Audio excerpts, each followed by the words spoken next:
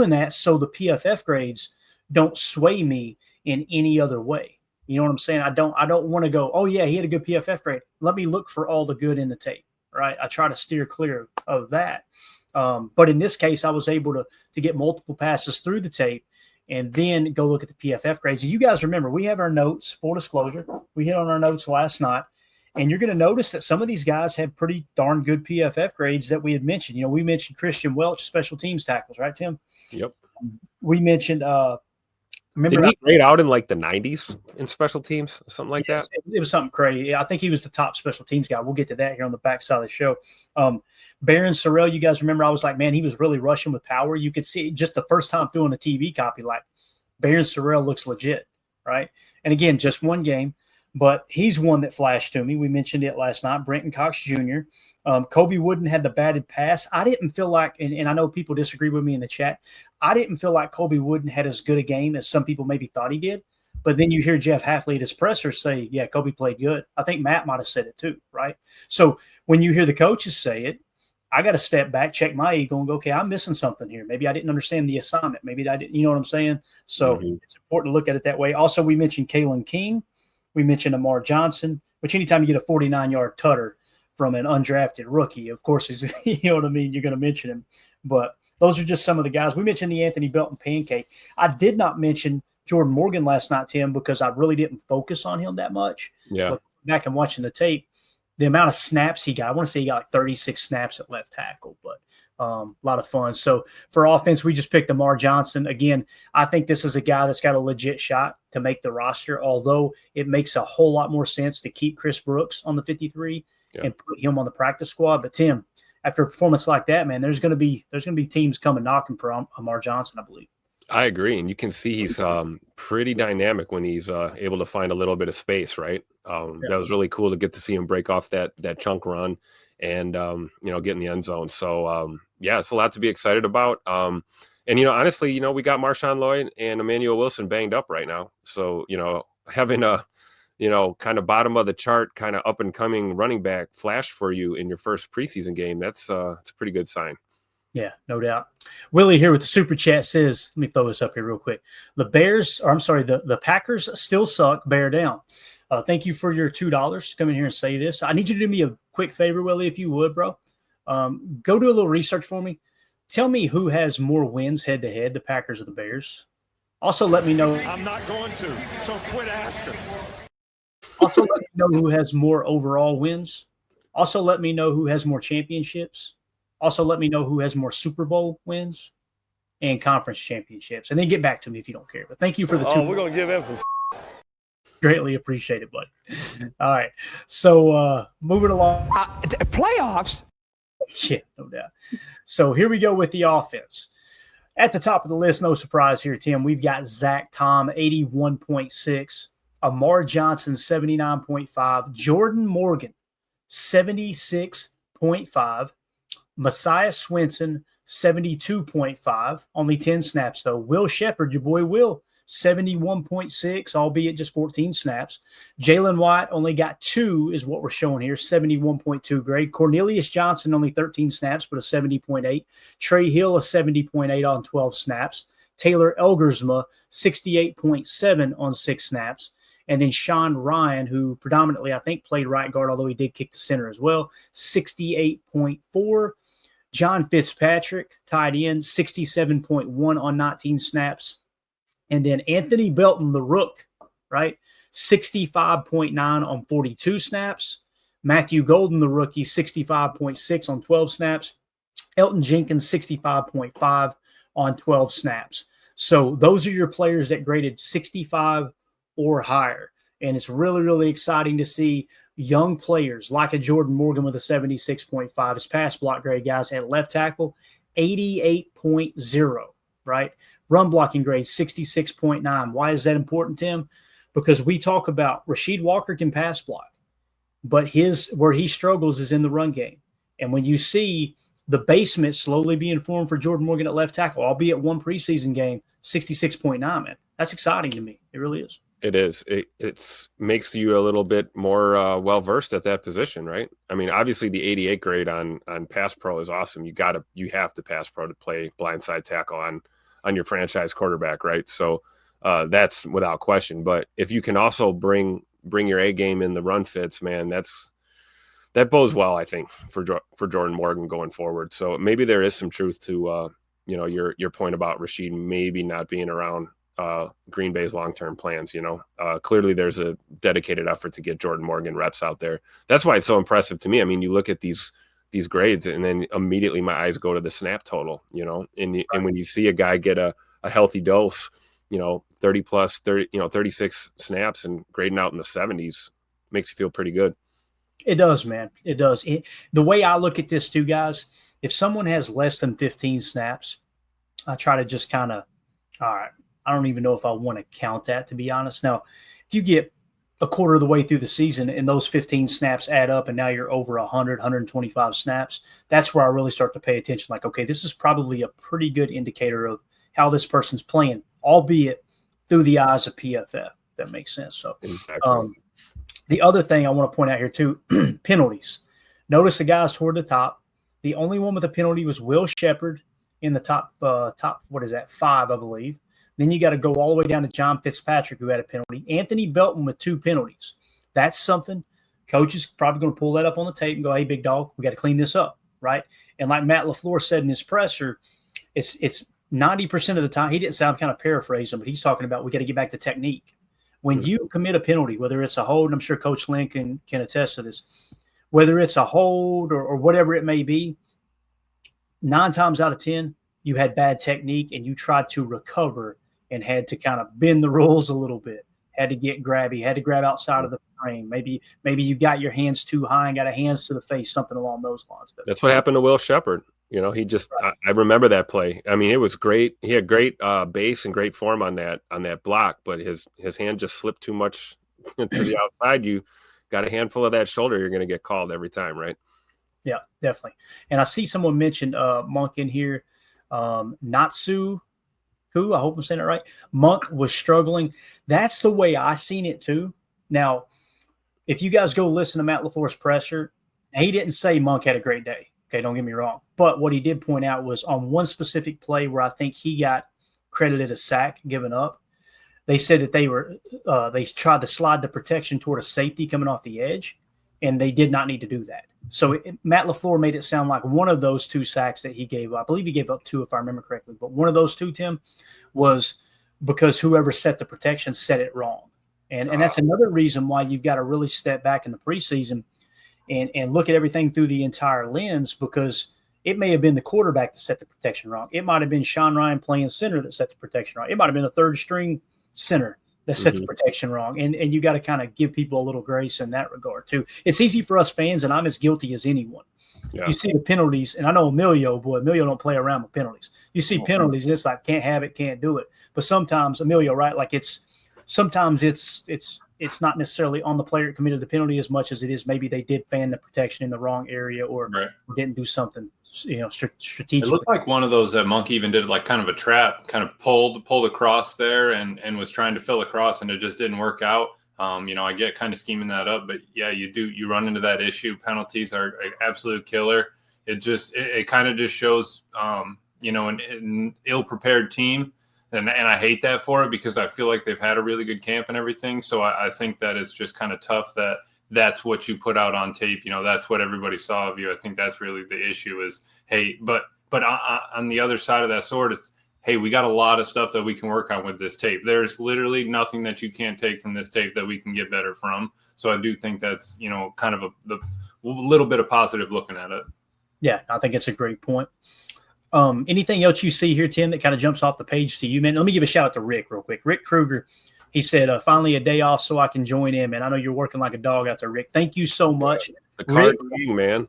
All these autographed rookie cards that we're giving away on the show, Rick Kruger sent them all to us as a donation to the show. I'm still trying to get my Tupac LaFleur signature. I can't seem to get Matt to slow down on the golf cart after practice.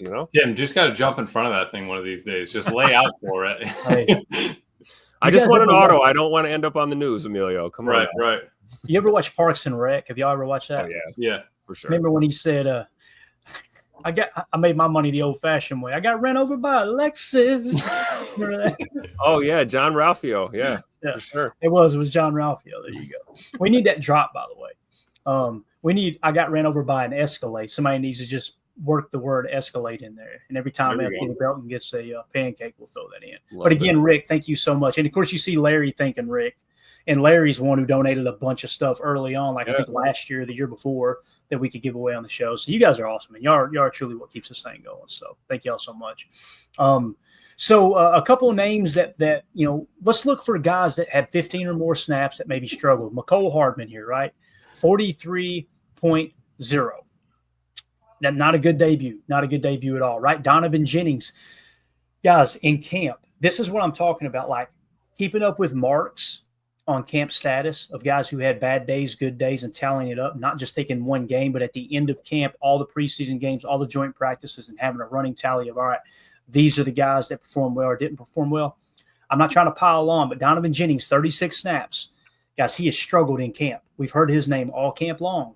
And part of it, they're trying to work him in to see if he can play backup center, and he keeps airmailing the snaps. So I try to give somebody a little bit of grace in that regard, trying to learn a new position, and when it comes to that. But Donovan Jennings, 43.1. He had a penalty and did it on 36 snaps too. That's not a good look there, That's brutal. I mean, that's if you're trying to make the club, I mean, that's a tough look. I love that they're giving him the opportunity to try, but it's for him. Obviously, he's going to want to be better. But that's a tough look there on the O-line. Yeah. Another one, Tim, Malik Heath. You guys know I've been very vocal. I like Malik Heath. I actually like Malik Heath over Bo Melton. I felt a little bit vindicated there because it's obvious they end up kicking Bo Melton to corner. So it did kind of feel like the coaching staff agreed with that assessment. Like, all right, Malik Heath will make the roster before Bo. Let's see if we can find some value at corner, which I think they have.